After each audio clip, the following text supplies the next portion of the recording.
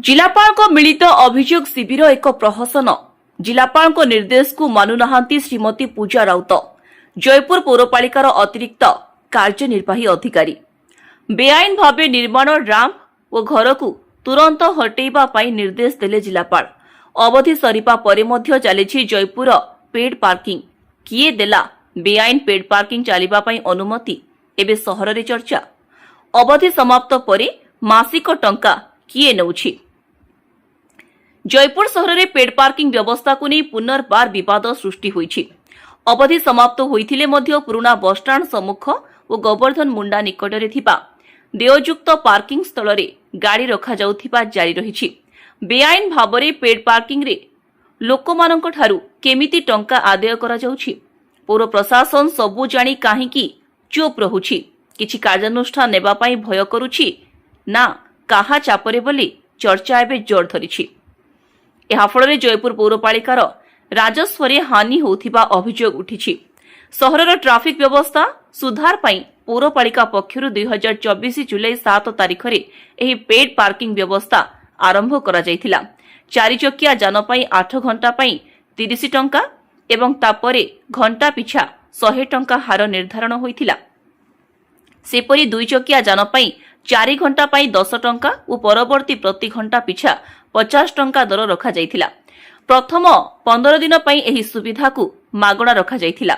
ପରେ ଲୋକମାନଙ୍କର ଚାହିଦାକୁ ଆଖି ଆଗରେ ରଖି ପୌରପାଳିକା ଏହାକୁ ଟେଣ୍ଡର ମାଧ୍ୟମରେ ଚାଲୁ କରିଥିଲା।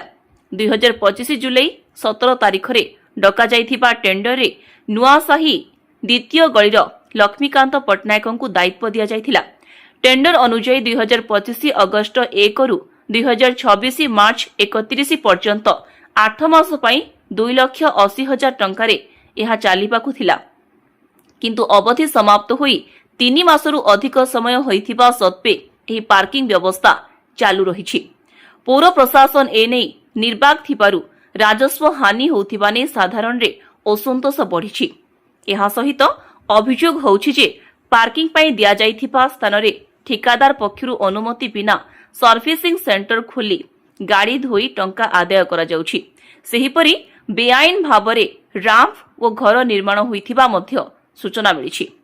ଏନେ ଜିଲ୍ଲାପାଳଙ୍କ ମିଳିତ ଅଭିଯୋଗ ଶିବିରରେ ଅଭିଯୋଗ ହୋଇଥିବା ବେଳେ ଶ୍ରୀ ମନୋଜ ସତ୍ୟବାନ ମହାଜନ କୋରାପୁଟ ଜିଲ୍ଲାପାଳ ଏହାକୁ ଗୁରୁତ୍ୱର ସହ ନେଇ ଶ୍ରୀମତୀ ପୂଜା ରାଉତ ଜୟପୁର ପୌରପାଳିକାର ଅତିରିକ୍ତ କାର୍ଯ୍ୟନିର୍ବାହୀ ଅଧିକାରୀଙ୍କୁ ବେଆଇନ ନିର୍ମାଣ ରାମ୍ପ ଓ ଘର ତୁରନ୍ତ ଉଚ୍ଛେଦ କରିବାକୁ ନିର୍ଦ୍ଦେଶ ଦେଇଛନ୍ତି।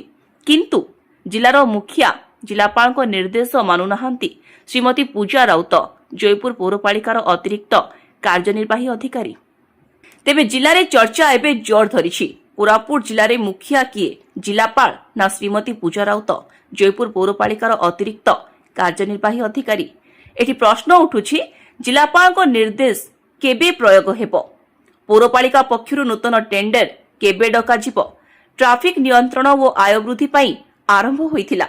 ବେଆଇନ ଭାବରେ ରାମ୍ପ ଓ ଘର ନିର୍ମାଣ ହୋଇଥିବା କାଗଜପତ୍ରରେ ହଟିବ ନା ପ୍ରକୃତରେ ହଟିବ, ତାହାକୁ ନେଇ ଜୟପୁର ସହରବାସୀ ଅପେକ୍ଷାରେ ରହିଲେ।